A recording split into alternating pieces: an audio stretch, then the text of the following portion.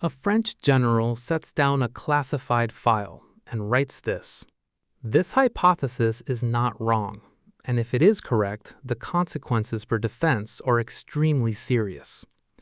That sentence is not from a novel, not from a conspiracy theory forum. It appears inside an official document signed by France's most senior defense generals, admirals, and weapons engineers. And that document is sitting right in front of us. But here's the thing that should really bother you. This report was published in 1999, and the moment it came out, the world looked away. Today, we're opening that file, and as you'll see, there is one paragraph near the very end of this document that changes everything. But before we get there, ask yourself this. Doesn't it strike you as strange that you've never even heard this report exists? This is a document bearing the signature of General Bernard Nourlain, former director of France's Institute for Advanced National Defense Studies; André Lebeau, former chairman of CNES, France's equivalent of NASA; Air Force generals, admirals, weapons engineers with physics doctorates. All of them came together, spent 3 years working, and concluded we can no longer ignore the reality of UFOs. Governments need to prepare. And the world said nothing. That silence is more interesting than anything in the report itself. But let's get into the content, because what this file actually says is extraordinary. The group called itself COMETA, Committee for In-Depth Studies. Over 3 years, they examined 489 well-documented aeronautical cases from around the world: pilot testimonies, radar records, physical traces, electromagnetic effects, not just eyewitness accounts. Nearly 20% of these cases, almost 1 in 5, were confirmed simultaneously by visual sighting and radar detection. Stop on that number, 20%. A pilot sees something with his own eyes, the aircraft's onboard radar picks it up, a ground radar station independently confirms it, and still no explanation can be found. And the report doesn't frame these as personal stories. It draws directly from the official files of France's own government research agencies, GPAN and CEPRA. These are classified government records. So what do these cases actually say? March 7, 1977, French Air Force pilot Hervé Girard is flying a Mirage 4 back from a night mission. Autopilot engaged. Altitude, 9,600 meters. Speed, Mach 0.9. The pilot and his navigator spot an intense glow at their 3 o'clock position. Same altitude, moving directly toward them. They contact the ground radar station. The controller's response: "No radar contact. Check your oxygen." Translation: they suspect the crew is hallucinating. The object keeps coming. Girard pulls a 3 to 4G bank to keep it in sight. The object matches the maneuver. It closes to within 1,500 meters before passing behind the aircraft. Girard reverses. The glow disappears. 45 seconds later, he tells his navigator, "Watch, it's going to come back." And it does. This time, Girard pulls 6.5 Gs. For reference, commercial pilots are trained to expect 2 to 3 Gs max during steep turns. The object matches Girard's turn, then zigzags before moving away at nearly twice his own speed. The entire incident lasted 2 minutes and 45 seconds. The report concludes, "Apologies to the incorrigible skeptics, but the implication is clear. The object was visually observed by 2 trained and experienced professionals and observed on radar as well, and yet could not be identified." Loss of consciousness somewhere between 5 and 6 Gs. This is the edge of what a combat pilot can physically execute. The object still follows, still holds the same distance. The report makes 2 critical observations. First, anything with that speed and maneuverability would have appeared on ground radar, especially at that altitude with no other traffic nearby. It did not appear. Second, the turning radius at that speed would have generated a sonic boom audible across the surrounding area. It was nighttime. The region was quiet. Nobody heard a thing. Hold on here because this case doesn't stand alone. The report documents 5 more major international aeronautical incidents just like it. January 28, 1994. Air France Flight AF3532, Nice to London. Captain Jean-Charles Dubac is cruising at 11,900 meters near Coulommiers. The chief flight attendant is in the cockpit. The flight attendant, the co-pilot, and the captain all see it at the same time. First a brown bell shape, then a lens shape, then instantly it vanishes. They report to Reims Air Navigation Control. The Taverny Air Defense Operations Center gets involved. And here is where it gets undeniable. There is a radar track. 50 seconds of continuous radar contact, not matching any filed flight plan. Exactly at that location, exactly at that moment. The object disappears from radar and from visual sight simultaneously. When investigators calculated the object's size based on the crossing distance, they arrived at approximately 250 meters in length. That is nearly 3 American football fields laid end to end. Now pause, because what I just described is only the first section of this report. What comes next asks a far more uncomfortable question. What does this mean for defense? What is a government supposed to do when its aircraft encounter objects like these? We'll get to that answer. But first, the night of September 18th to 19th, 1976, Tehran, 11 p.m. The Tehran Airport Control Tower receives multiple calls reporting a bright stationary object over the city's northern residential district. The duty officer, Hossein Perusi, goes outside with binoculars. He sees a rectangle, likely a cylinder, with pulsing blue-white lights at each end and a small red light tracing a circle in the center. The third in command of the Imperial Air Force, General Yousefi, is woken up. He goes to his balcony. He sees it. He orders a Phantom F-4 scrambled. The first F-4 closes within 45 kilometers of the object. At that moment, every flight instrument and every communication system on the aircraft simultaneously stops working. The pilot aborts and turns back. The moment he moves away, everything comes back online. A second F-4 is sent. On radar, the object appears the size of a Boeing 707. The object maintains an exact 45-kilometer distance from the jet, no matter what. Accelerating, stopping, always the same gap. Then something separates from the object and moves directly towards the F-4. The pilot attempts to fire a Sidewinder missile. At that exact instant, his fire control system and all communications go dead. He breaks away.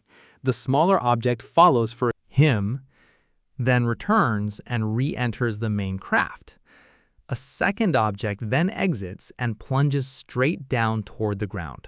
The crew braces for an explosion. There is none.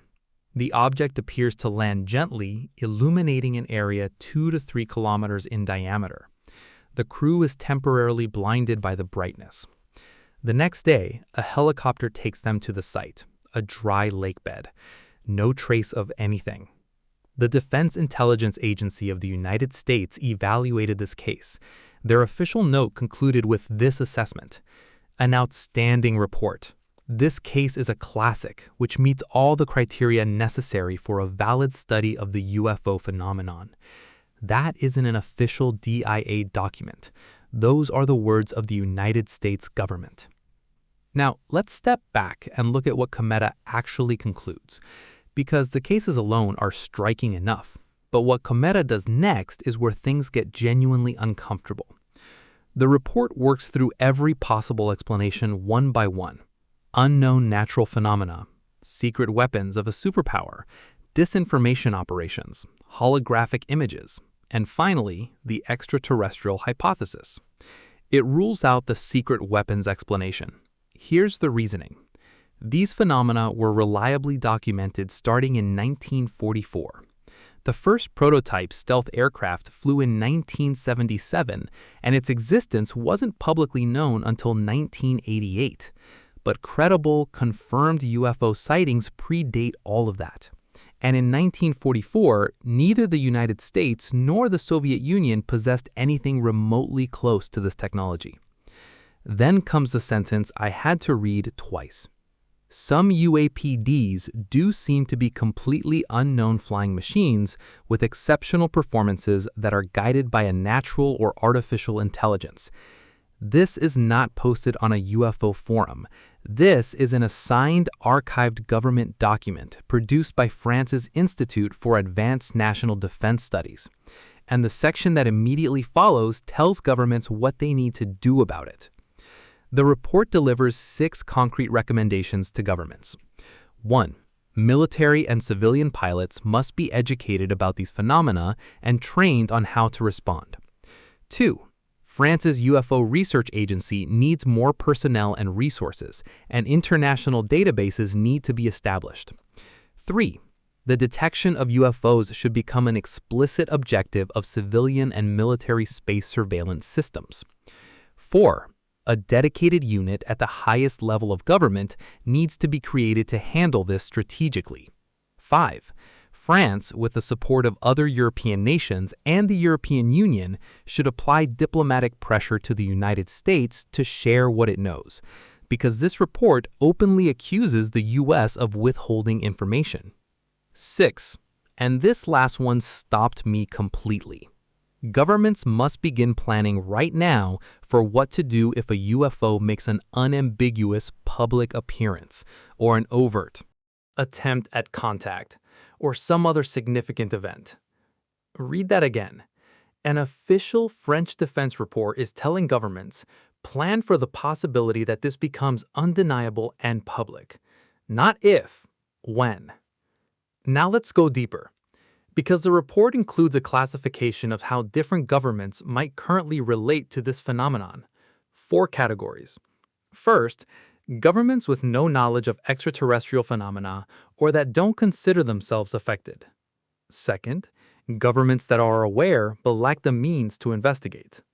Third, governments that are aware and are actively investigating.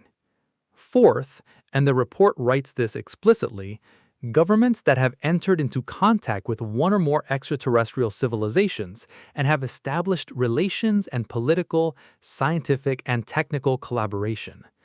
Category 4. When I read that, I stopped. This is not science fiction.